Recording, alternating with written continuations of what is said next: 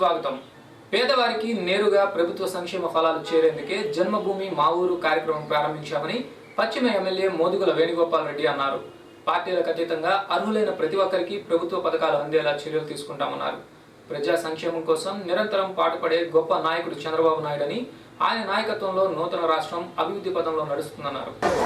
దొంగతనం చేస్తే శిక్ష, ఓ మర్డర్ చేస్తే శిక్ష ఇచ్చు.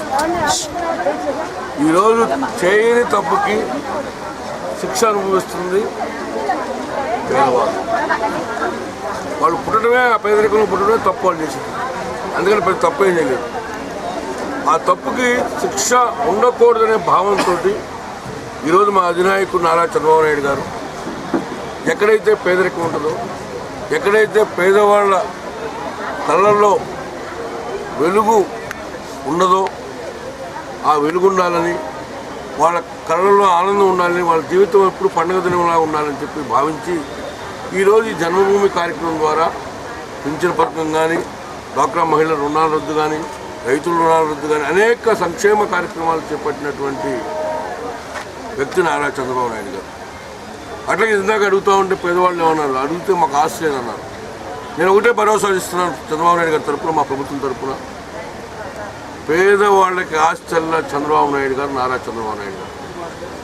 ఎందుకంటే ఈ రోజున వాళ్ళు ఏదైతే ఆస్తి, ఎందుకు ధనవంతులు పేదవాళ్ళకి తేడా ఏంటి?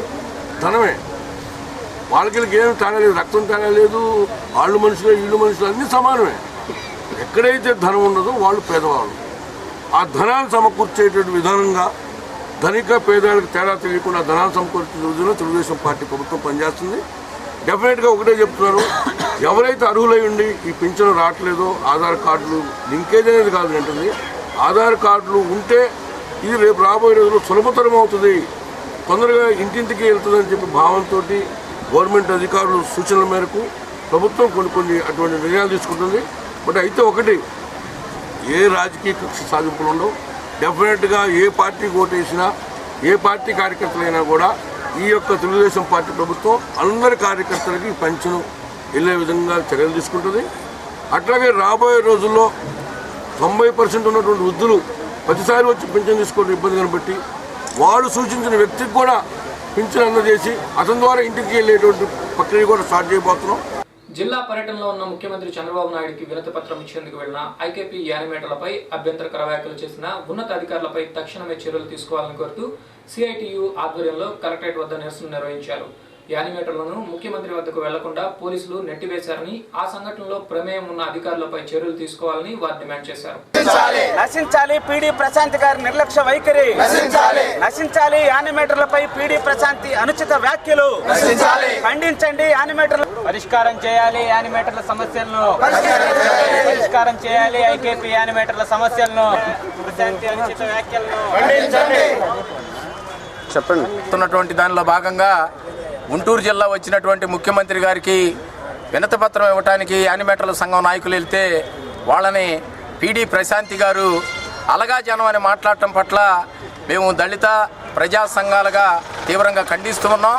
ఆమెపై ఉన్నతాధికారి అయినటువంటి కలెక్టర్ గారికి వినతిపత్రం సమర్పించి ఆమెపై చట్టపరమైనటువంటి చర్యలు చేపట్టాలని చెప్పి మేము దళిత ప్రజా సంఘాలుగా యానిమేటర్ల సంఘాల తరఫున డిమాండ్ చేస్తూ ఉన్నాం. వస్తున్నటువంటి యానిమేటర్లు వాళ్ళ సమస్యలు పరిష్కరించాలని చెప్పేసి కోరటానికి ముఖ్యమంత్రిని వెళ్ళినప్పుడు మన జిల్లా పీడీగా ఉన్నటువంటి ప్రశాంతి గారు యానిమేటర్లని అలగాజనం అని చెప్పేసి వ్యాఖ్యానించడమే కాకుండా వాళ్ళ మెమొరాండం ఇవ్వడానికి కూడా వీలు లేకుండా అడ్డంపడి పోలీసుల చేత వాళ్ళ మెమొరాండాన్ని లాగి పారేసి నలిపి అవతల పారేశారు. ఆ రకంగా దురుసుగా వ్యాఖ్యానించడం అని చెప్పేసి అనేటువంటిది, అట్లా ప్రవర్తించడం అని చెప్పేసి అనేటువంటిది మేము తీవ్రంగా ఖండిస్తూ ఉన్నాం. ఆమె చేసినటువంటి వ్యాఖ్యలన్నింటినీ ఉపసంహరించుకోవాలి. అట్లాగే పై అధికారిగా ఉన్నటువంటి జిల్లా కలెక్టర్ గారు ఆమె చేసినటువంటి అనుచితమైనటువంటి చర్యల మీద తగిన చర్యలు తీసుకోవాలని చెప్పేసి, ఎన్నికల ముందు టీడీపీ పార్టీ ఇచ్చిన హామీలను తక్షణమే అమలుపరచాలని కోరుతూ వామపక్ష పార్టీల ఆధ్వర్యంలో స్థానిక కలెక్టరేట్ వద్ద నిరసన ప్రదర్శన నిర్వహించారు. ఈ సందర్భంగా సిపిఐ జిల్లా కార్యదర్శి జంగాల అజయ్ కుమార్ మీడియాతో మాట్లాడుతూ, రాష్ట్ర వ్యాప్తంగా నేడు అన్ని కలెక్టరేట్ల వద్ద రాయబారం పేరుతో ఈ నిరసన కార్యక్రమాన్ని నిర్వహిస్తున్నామని, ఇప్పటికైనా ప్రభుత్వం స్పందించకుంటే భవిష్యత్తులో పోరాటాన్ని ఉధృతం చేస్తామన్నారు.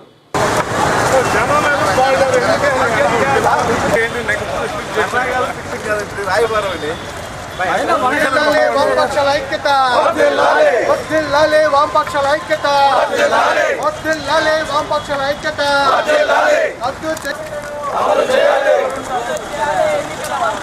అమలు చేయాలి.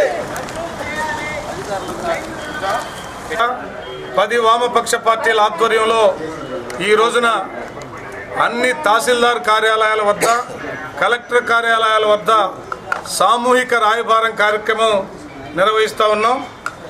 ఈ సందర్భంగా చంద్రబాబు నాయుడు తెలుగుదేశం ప్రభుత్వం ఎన్నికలకు ముందు ఇచ్చినటువంటి రైతులకు రుణమాఫీ, డ్వాక్రా మహిళల రుణాల రద్దు, చేనేత కార్మికులకు ఇచ్చినటువంటి వరాలు, బెల్ట్ షాపుల రద్దు, కల్లు గీత కార్మికులకు ఇచ్చినటువంటి హామీలు, ఇలా అనేక రకాలైనటువంటి హామీలను ఇచ్చినటువంటి చంద్రబాబు నాయుడు గారు ఇవాళ రాజధాని పేరుతోటి 1,00,000 ఎకరాలని, సింగపూర్ అని, భూతల స్వర్గాన్ని చూపిస్తూ ఇచ్చినటువంటి హామీల విషయం మర్చిపోయినటువంటి నేపథ్యంలో ఇచ్చిన హామీలను నెరవేర్చాలని నిలదీయటం కోసం అన్ని వర్గాల ప్రజల్ని సమీకరిస్తూ 10 వామపక్ష పార్టీల ఆధ్వర్యంలో రాయబారం పేరుతోటి ఈ రోజున ప్రారంభమైనటువంటి ఆందోళన భవిష్యత్తులో రైతుల్ని, మహిళల్ని, చేనేత కార్మికుల్ని, కల్లు గీత కార్మికుల్ని, అన్ని వర్గాల ప్రజల్ని, ప్రజా వ్యతిరేకంగా ఉన్నటువంటి ప్రజలకిచ్చిన హామీలను నెరవేర్చినటువంటి తెలుగుదేశం ప్రభుత్వానికి వ్యతిరేకంగా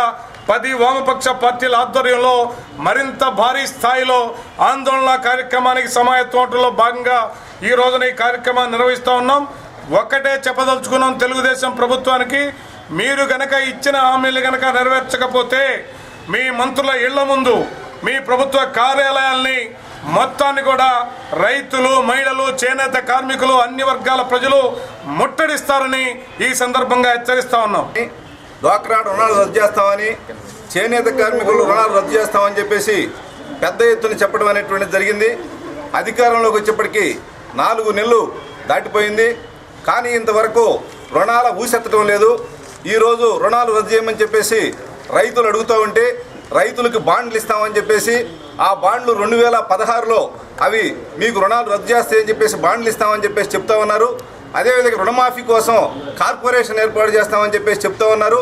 ఇవన్నీ రైతుల రుణమాఫీకి సంబంధించి ఎగ్గొట్టడానికి ప్రయత్నం చేస్తున్నారు తప్ప ఈ రుణమాఫీని చేసేటువంటి ఉద్దేశం ప్రభుత్వానికి లేదు.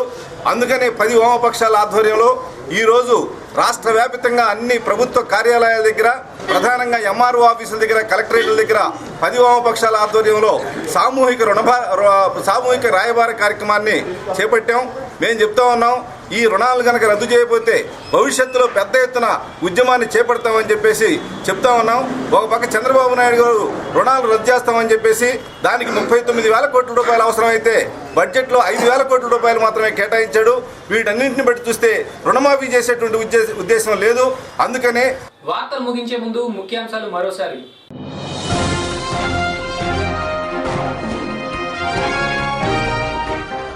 నేడు ముగిసిన ఆర్మీ ఎంపికలు, ఎంపికైన అభ్యర్థులకు మెడికల్ చెకప్లు నిర్వహిస్తాం. Army colonel Jeffrey.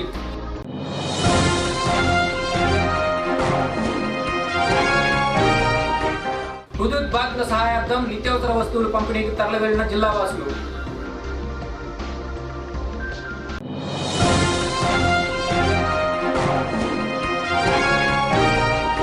ఉత్తరాంధ్ర తుఫాను బాధితులను ఆదుకునేందుకు ప్రతి ఒక్కరూ ముందుకు రావాలి. తూర్పు ఎమ్మెల్యే ముస్తఫా. ఇవి ఈరోజు వార్తల్లోని ముఖ్యాంశాలు. మరిన్ని వార్తలతో మళ్ళీ కలుసుకుందాం. నమస్తే.